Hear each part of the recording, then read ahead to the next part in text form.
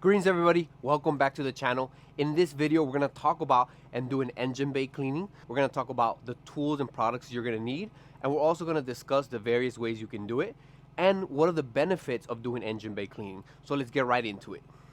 Okay, so the first thing you wanna do is get rid of all the loose debris and leaves and stuff like that from the engine bay cover and engine bay area. So we want to clear out any loose leaves, dirt. A lot of times when people don't clean often, a lot of things get trapped there, as you can see. So just kind of want to start clearing out the area. And you can also use your pressure washer for the things that you couldn't reach. Okay, so there are various ways of doing an engine bay cleaning. This is just one of the ways that you can do it. So the main thing you want to have at hand is a degreaser or an all-purpose cleaner. So in this case, we're going to use DIY Details All Clean. It's an all-purpose cleaner, so you definitely want to have a powerful cleaner or degreaser.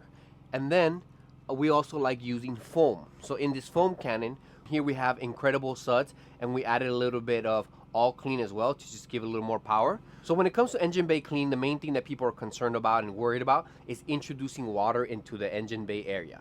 And that makes sense. However, in especially more modern engines, there's something that you don't really have to worry about. So myself included and hundreds of thousands of detailers all over the world have cleaned engine bays many times with water, and there's absolutely no issues. So you do want to use common sense. As long as you use common sense and you're not putting too much water at one time, like leaving the pressure washer in one specific area for a long time, you should be no problem. So kind of the motion that you want to do is just quick passes. You don't want to drench also with a bunch of water. A hose is probably not the best. A pressure washer is actually a lot better when it comes to engine bay cleaning. Is because it's going to use less water and the pressure will help you clean. Before you do anything, one thing you want to do is you want to make sure the car starts before you do your job, and also you want to make sure there's no check engine light going on. Take a picture just to show if you're doing this for a client. Take a picture, show that it was fine, and then take a picture after to show that it starts again and there's no check engine light. It's just to cover yourself. So first we're gonna start by putting we're gonna use our foam cannon. So here we have a foam cannon. So we're gonna apply foam to the whole area, starting from the top, bottom. And when it comes, if you're gonna detail your whole car, you wanna clean the engine bay first before you wash the car. Because let's say if you wash the car first and then the engine bay, then you're gonna get the car wet again. You're gonna put soap again. You're gonna get some dirt all over the place again. So it's better just to start with the engine bay and then do your car wash. So we're gonna start by putting foam from top to bottom. We're gonna do the lid also as well. And let me get this right. The spray nozzle.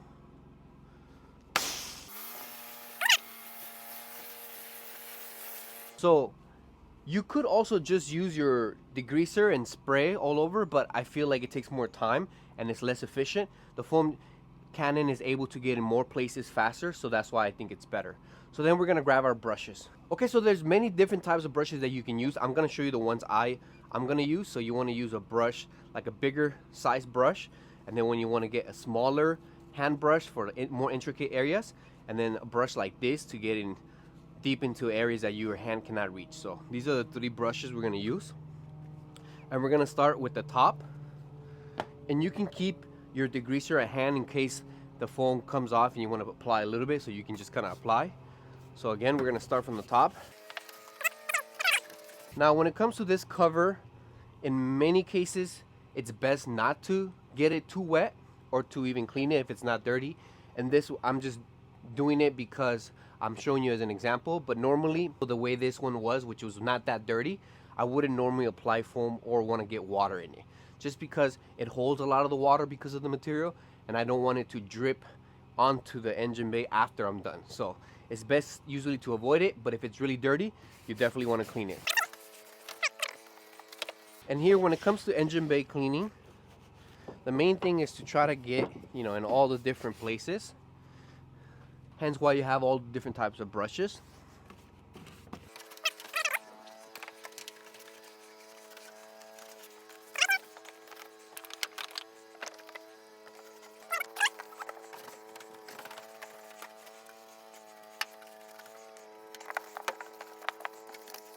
Nowadays, most engines have covers on them, and this is another reason why you don't need to be too concerned about introducing water and soap and foam and stuff like that.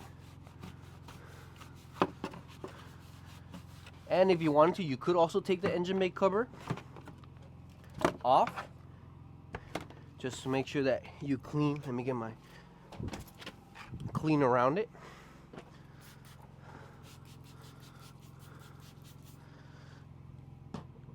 But if you don't want to, you don't have to. It's up to you if you're doing this for your personal vehicle or for a client. So when and why would you want to do an engine bay?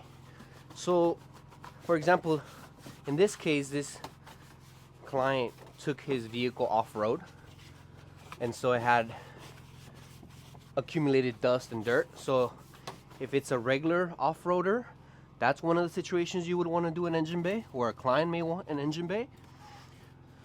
Also, when people are trying to sell their vehicle, this is one thing that is very, very, very, very helpful for the resale value of your vehicle. If you clean the engine, if you get an engine bay detail, and someone opens up the hood and sees it's clean and nicely protected and all that, and the plastics are like nice, dark, and black, and then they're gonna see and think that you really took care of the vehicle, which is gonna just naturally increase your selling power or your leverage to sell the vehicle.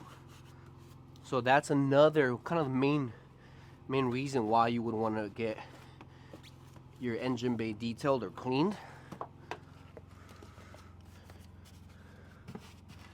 Or if it's just been a long time and you haven't cleaned it ever, that would be a good time as well. Now, one of the main things that people are concerned about is the battery. And let me just say like this: if you're concerned or afraid of something, cover it. Use use a plastic bag and cover it. Use a rag and put on top of it. Whatever you want to do, whatever you need to do. But if it's a modern vehicle, you don't need to worry about it. If you check your engine after a day of, like, on a day that is raining, and you go home and you open up the hood and check your engine, you will notice all the engine is wet. All the engine area is wet as well. So water, it's not really the enemy. I mean, they were designed modern engines again. So if you're using a lot older vehicle, then yeah, there's different procedures you want to take. You want to cover a little bit more, be more careful, maybe not introduce foam, maybe just do like spray and wipe, section by section. So, use common sense, like if it's a really old vehicle. But anything, 2005, 2000 and up, I would say 2000. For example, there's Corvettes, I think C6 Corvettes, I don't remember which one, but the engine bay area, or the engine area, is open. I think the convertible is open, so it always gets wet. So if you're driving in the rain, it gets wet. So there's cars like that show you that water and some cleaning won't damage any of the components. Again, always using common sense. You don't want to do anything extreme or, So, as long as you use common sense. So we're just kind of double checking, kind of make sure we got, and also we can use this brush and just kind of get, in areas you couldn't reach. This could really help you.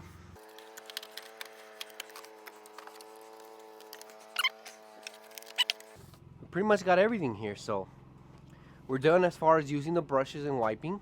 Now we're gonna rinse again. Okay, so when it comes to rinsing, you want to keep the pressure moving. You don't want to stay stagnant in one area for too long. That's kind of the common sense there. You want to start from top to bottom, and then after you rinse it, you definitely want to use a blow dryer, a car blow dryer to blow off everything. So you definitely want to have a car blower available. So starting from the top. And again, I don't want to get that black center piece wet, or at least not that much. There's some soap, it's fine. It won't harm anything. The residue just kind of evaporates. But maybe just a light pass, because if you drench it with water, it's gonna start dripping after we close the lid. So it's just a measure to ensure nothing does happen. So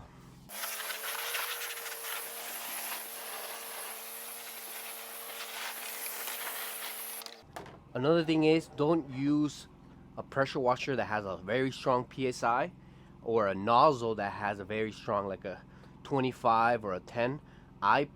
Maybe a 25 will get best, but a 40-degree nozzle probably your best bet, because it spreads the water more, so there's less water that we're putting into one specific area. So I don't want to use anything below 25.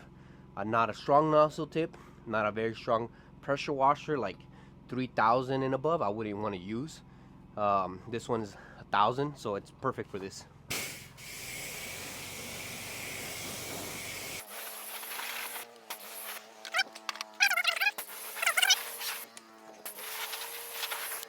Okay, so there are two things that you could do after washing the engine bay.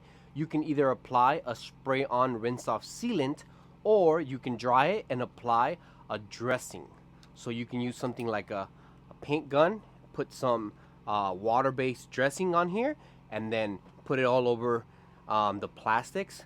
Engine bay areas usually have a lot of plastic covers, so if the plastics are really faded, I probably would want to use the dressing. But if it's a newer vehicle like this one and the plastics are okay, or if you care more about protection, then I would use spray on rinse off sealant. So I would put the sealant. It just makes it easier to clean the next time and kind of protects it as well. So now if you're going to do a dressing, any good water-based dressing that is liquid, that is soluble, and then you could put in your paint gun, for example, Carpro Pearl, or any good water-based dressing that you can put on here. You use compressed air with your tool, and then you just mist it all off, and it looks great. So that will make it look the best, but what will protect it the best is using a sealant. So this is a newer engine bay. The plastics are not really super faded, so we're going to go ahead and use this instead. We're going to spray, and we just spray everywhere, because this applies to, or bonds to, metal, plastic, whatever. This is why this product is a great product.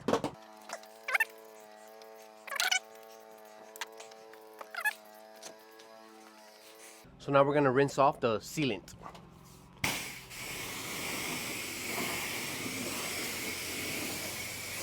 So what's great about these products is you don't need to manually buff them in. The water activates the product and makes it bond to the surface. That's why they're great.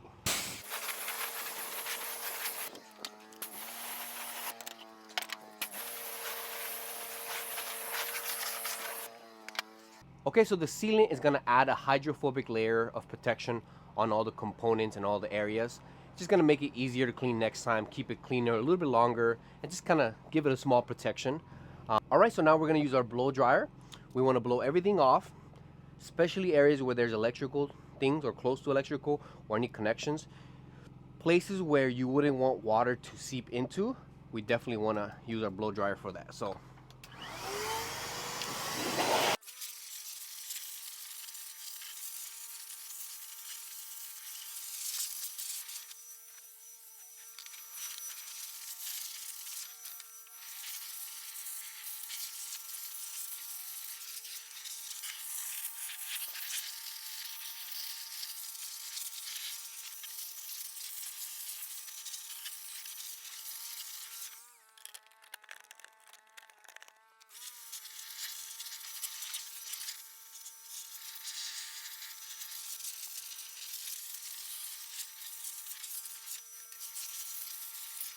okay, so if you missed an area, you can always go back and use your all-purpose cleaner or degreaser and your rag to clean it up. And you can always, at the end, use your rag for last-minute touches, just kind of wipe down any area that needs to be wiped down, so you can always do that. So we put the quick beads on there, so that was our method that we wanted to do. You could also put the dressing on top of it. The plastics are not going to absorb it as well, but it won't do any harm, so you don't have to really worry about it. You can change or modify according to your situation, according to your desired results, or according to what you think it's best. But I just want to showcase for you, if you had a spray gun, like a paint spray gun, you would put your dressing on. One dressing that I like and recommend is PNS Full Send. The only reason why is because it's self-leveling formula. So at the bottom, so this is a self-leveling formula, and that's the reason why I like this one.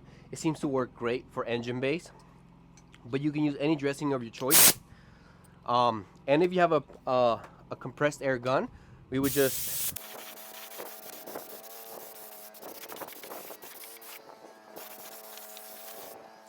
and that's it. So this makes it a lot easier. Obviously, it spreads it better. But if you don't have this, you don't need this necessarily. You could just use a regular brush, like one of these that you put, for example, for your tire dressing. So the brush for your tire dressing, you could just apply it on your brush and then manually do it. So you don't necessarily need the compressed air and the gun. It just makes it easier. It's more enjoyable. But yeah, that's pretty much what you would do. Okay, so at this point, you're just gonna let the dressing settle in and dry, and then you're gonna come to the driver's side and you're gonna turn on the vehicle.